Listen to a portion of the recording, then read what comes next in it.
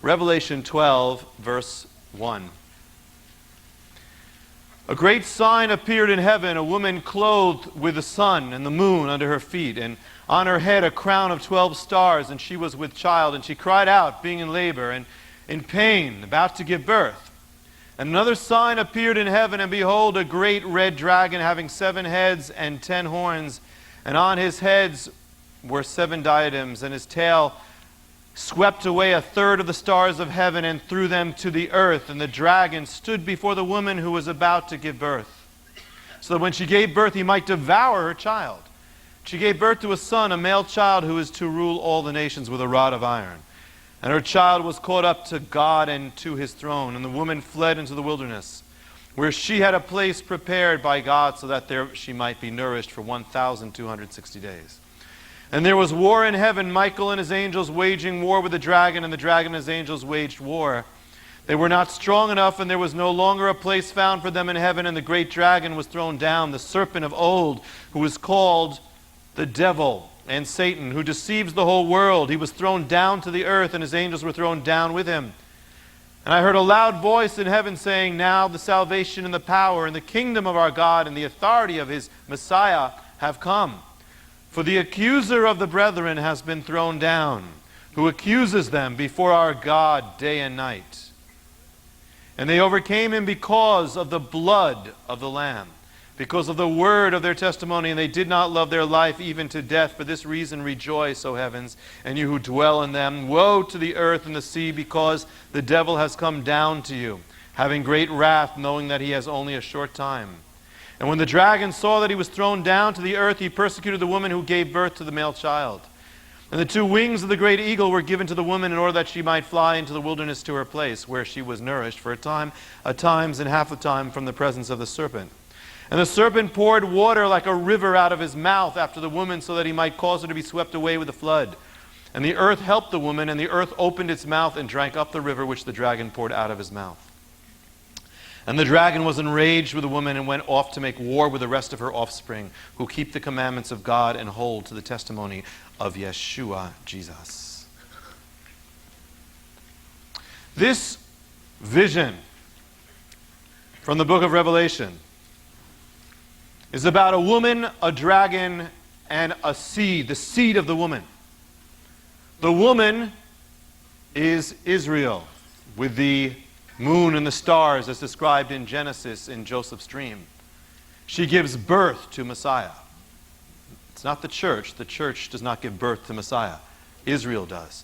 But from Messiah comes the church, and is the seed of Israel as well.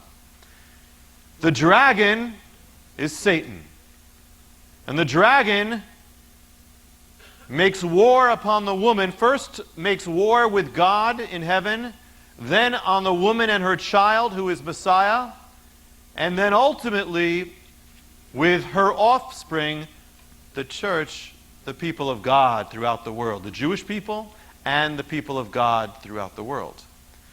And in the end times, this is a picture of the war of the dragon against the people of God. This is the last part of the end times. There is a refuge given for her, but he has a strategy to attack her. It's been impressed upon us that the Lord is saying, be ready for battle. Be ready to battle the enemy. Spiritual battle. The purposes of God, what God calls into existence, must be opposed by the enemy. That's the way it works. It must be fought, and in the end times, there's going to be a dramatic increase in this. How will the enemy attack God's people? How will he attack you? Persecution?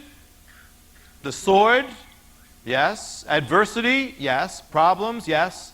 The supernatural? Yes. But we often miss something completely. Look at verse 15. And the serpent poured water like a river out of his mouth. It says when the enemy comes, he comes like a flood. From where does the flood come from? His mouth. His mouth. This message is called the mouth of the dragon, or the dragon's mouth. They have to quickly put this down on the cassettes because they had no idea. Very important thing. How did the enemy make the world fall? Through his mouth. How did he cause all this destruction in this world? Through his mouth. The serpent, the mouth.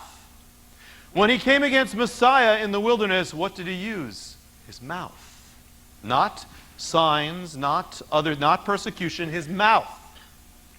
How did he attack the first century church? With accusations that went into the hearts of the Roman Empire that ultimately fed the Christians to lions because of the lies of the enemy. The word of the serpent. It says, the word of the serpent, his mouth is the most deadly thing. How will he attack in the end times? Through his mouth, the mouth of the dragon.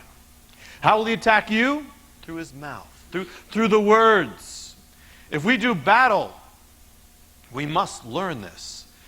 If he is to attack us, which he is, he's done it in the past, but we believe there are greater things coming, glorious things, but also great fights.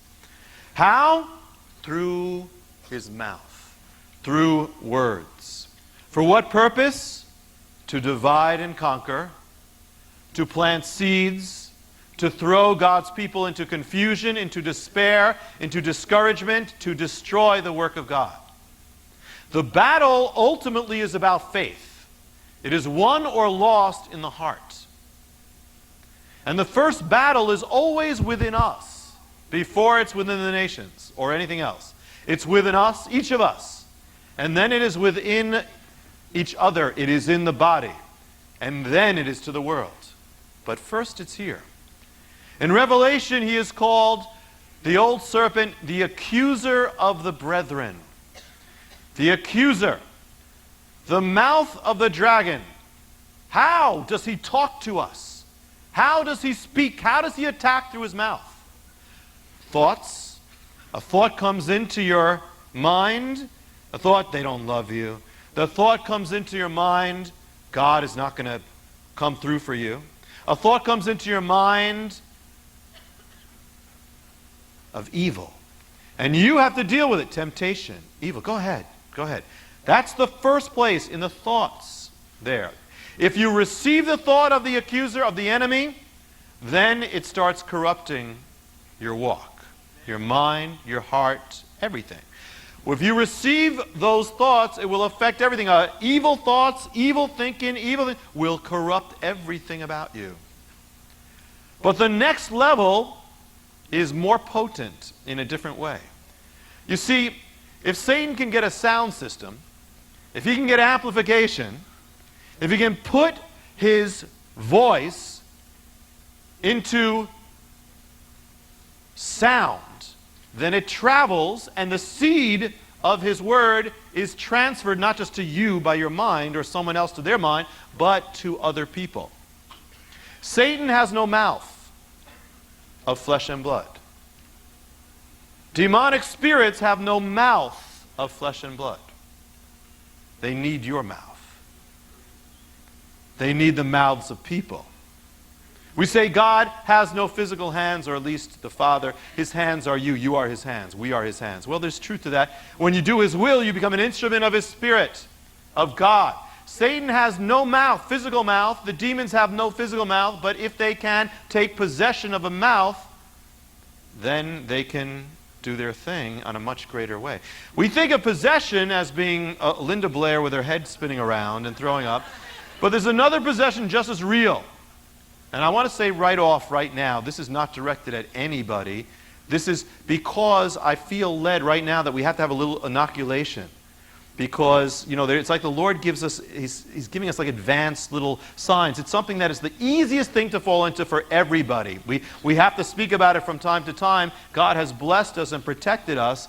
But I believe we're going for a greater thing now. And that means there's going to be greater things coming. So we all need to be inoculated as best we can. We got to go through what we have to go through, praise the Lord, because it's going to be glorious at the end. But we need to be inoculated, all of us, each of us. It's not, we only war against flesh and blood. If you give the enemy a place in your thought life, your heart, and then in your mouth, the enemy can spread destruction.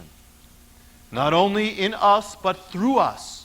we then become a vessel of the enemy and destruction. People who are good people don't want to be. There are people who are not good people, who don't have good hearts. But there are people who have good hearts in the body, but then a seed comes in because he's always trying to take what he knows is good. He's always trying to ruin what he knows is going to come. He sees a walk full with promise, filled with great promise, and he will try to destroy that right off. So the mouth of the dragon, the form is to take in this world the form of accusation, the accuser of the brethren, slander, and that G word, gossip. Our view of gossip tends to be, well, it's not so serious. It's a social sin. You know, gossip column, gossip thing, gossip there. That's not what it is. Gossip is the germ of destruction for the nature of the enemy. Now, when I say gossip, I'm not talking about some people saying, oh, what's the latest? I mean, what's a good word? Because to be curious about good things is not necessarily bad, except you could be a busybody and not have a life of your own. But I say, when I speak of gossip, meaning negative, evil words, the nature of the enemy is linked to that. The Hebrew word for Satan, Satan, means the one who accuses. You can murder in your words. How did the Holocaust happen? Not through actions. It happened first through words. Without words, the Holocaust never would have happened. Never. It happened out of satanic people who gave satanic possession of themselves, of their bodies, of their minds. Hitler, all these people gave bitterness and all these other things into their hearts and minds, and with the bitterness came, and with the fears and with all these things came words, and with the words came people being corrupted and a whole nation, and then came destruction from the enemy who wanted to wipe out Israel before Israel could come back. To find out how you can receive more of Jonathan's teachings, to receive special free gifts, or get in touch, go to hopeoftheworld.org or call toll-free 1-800-YESHUA-1. That's hopeoftheworld.org or call 1-800-YESHUA-1. That's 1-800-937-4821. You can also get more at Jonathan Cahn's Facebook page or write us direct at Hope of the World, Box 1111, Lodi, New Jersey 07644, USA.